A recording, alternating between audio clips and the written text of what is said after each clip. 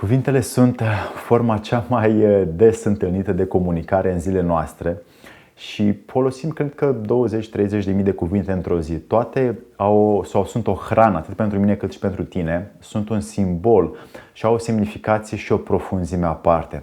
În antichitate, cuvintele erau folosite pentru a aduce mai repede o stare, pentru a-l face pe om să înțeleagă ceva.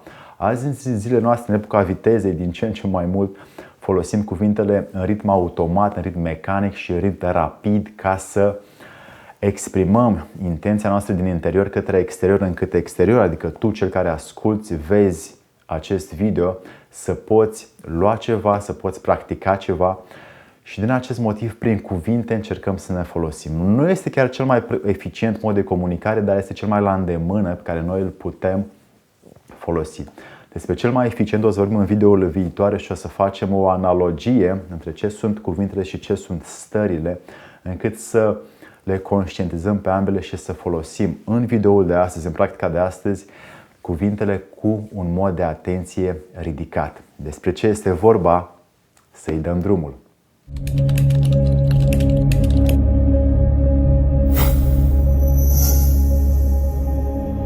Dragii mei, cuvintele au o semnificație pe care vreau să o aduc în viața voastră cu o direcție bine definită, încât să le folosiți în așa fel încât să aibă mai multă eficiență atât în interiorul vostru cât și în exteriorul vostru, persoanelor care le dedicați. Din acest motiv am pregătit pentru voi astăzi cele 5 moduri de a folosi cuvintele cu atenție. A folosi cuvintele cu atenție este un mod de a pune hrană înăuntrul meu, în modul în care eu le folosesc, cât și a te hrăni pe tine cu ceea ce tu asculți prin aceste cuvinte pe care eu ți-le rostesc în acest video. Cuvintele au înțelesuri, au profunzime, au direcție, au ritm, au ton, au esență, au puritate, au duritate, da? Sunt diferite forme, ca și o sculptură pe care un om o dă unei pietre, așa și mintea noastră poate să sculpteze realitatea prin cuvinte. Dacă vrei, realitatea noastră este o construcție a cuvintelor noastre și dacă noi învățăm să le folosim cu mai multă atenție, cu mai multă conștientizare, mai multă concentrare, atunci ne putem forma o realitate mult mai diferită, poate mai frumoasă. Vreau să vă dau astăzi 5 moduri în care le putem folosi cu mai multă atenție. 1. Ascultă-te când vorbești. Dacă îți asculți cu urechile cuvintele pe care le rostești, o să vezi că o să începi să scoți din ele din ce în ce mai mult și o să lași doar pe cele care sunt utile sau productive persoane care este în fața ta. Dacă te vei asculta în cât mai multe dialoguri, o să filtrezi din ce în ce mai mult, o să conștientizezi din ce în ce mai mult de ce ți iese pe gură și o să poți folosi cuvintele la un rang mai înalt, la un nivel mai înalt. Cuvintele, ca și natura, au zone joase, zone sub pământ, care sunt cuvinte triviale, pervertite, mecanice, sunt zone care sunt la nivelul pământului, cuvinte care sunt grăbite, aruncate și spuse așa fără noimă, și sunt și copaci înalți, cuvintele care sunt într-un ton cald, într-o emoție înaltă, într-un ritm călduros sau atent celui care se adresează. 2. Vezi de la cine furi cuvintele. Sunt cărți, sunt oameni, sunt maestri, sunt guru, sunt părinți, profesori, educatori. Din ce în ce mai mult noi preluăm de la aceștia cuvintele și într-un ritm de repetiție, de memorare, le folosim și noi. Noi suntem suma alegerilor cuvintelor altora. Dacă vrem astăzi să încercăm să le conștientizăm mult mai mult, avem nevoie să folosim cuvintele care au un înțeles pentru noi în interior. Din acest motiv, e bine să cauți tu în sursele tale de inspirație, la oameni care pe tine te inspiră, ce cuvinte folosesc aceștia, în ce manieră le folosesc, cu ce scop, cu ce ton, cu ce empatie, cu ce direcție, cu ce emoție, cu ce e conștientizarea lor și cu acestea să le încerci să le preiei, să le furi și tu de la ei. Pentru că dacă vrei să înveți la unii oameni care sunt superiori ție, atunci e nevoie să încerci să înțelegi mai întâi cuvintele lor și după aia să încerci să le înțelegi în mecanismul tău interior de practică de verificare a acelor cuvinte. 3.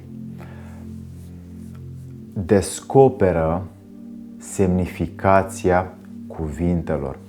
Mi-aduc aminte, Aristotel spunea înainte, în antichitate, în perioada grecilor, filozofilor greci, că oamenii nu mai vorbesc prin înțelesuri de cuvinte, ci vorbesc doar prin cuvinte.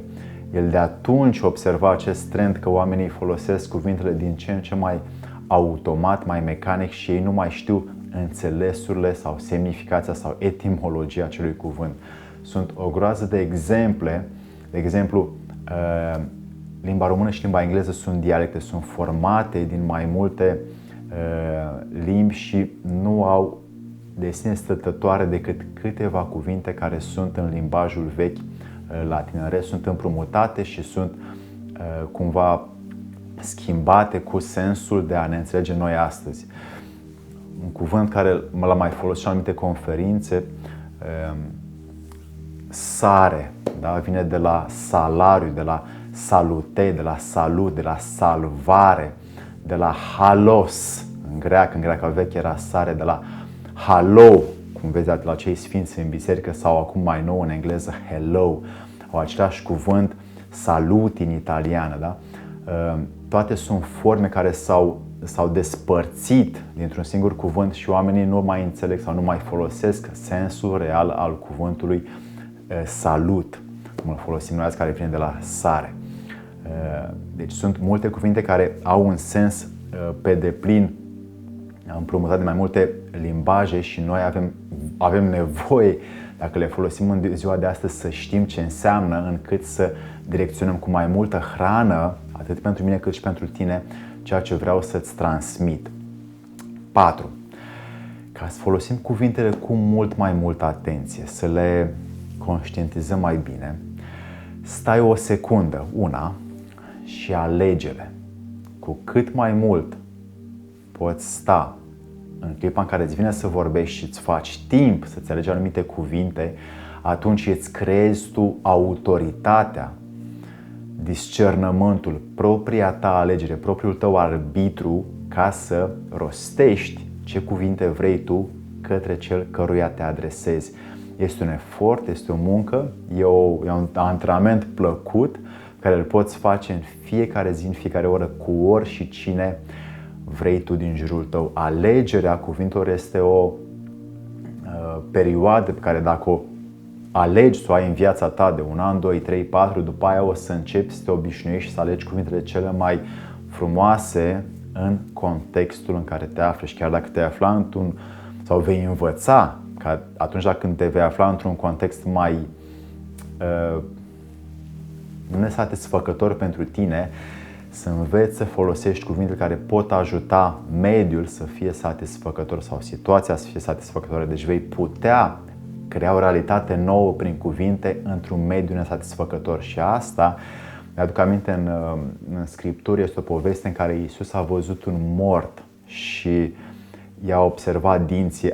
Iisus a vorbit despre dinții lui ca fiind cei mai frumoși dinți pe care el îi văzuse la un om care era mort. Deci a putut să găsească o formă prin care să exprime prin cuvinte ceva frumos sau ceva ce aparent pare fără viață, lipsit de viață, da? Ca o stâncă. De asta trebuie să învățăm să ne folosim cuvintele în așa fel încât să nu le mai folosim pe grabă, pe un ritm grăbit și să le alegem noi pe ele și nu ele pe noi, cum de altfel foarte mulți oameni din jur fac. Și 5. Hrănește-te.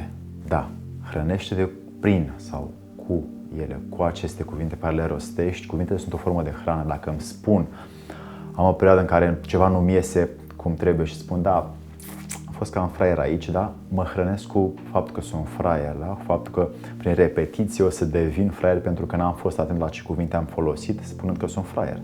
Dacă vreau să mă folosesc de cuvinte, să folosesc acest truc mental, să mă hrănesc prin cuvinte, da, nu mai ești acum, dar o să învăț din asta.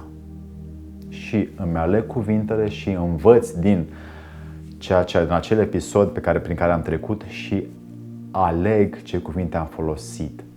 Hrana prin cuvinte este o știință veche. Înainte, filozofii greci, Imperiul Roman, Imperiul Etrusc, iarăși erau niște artiști ai cuvintelor și ei au promovat multe semnificații ale cuvintelor și le-au lăsat simple, în așa fel încât noi astăzi să învățăm să ne hrănim cu ele.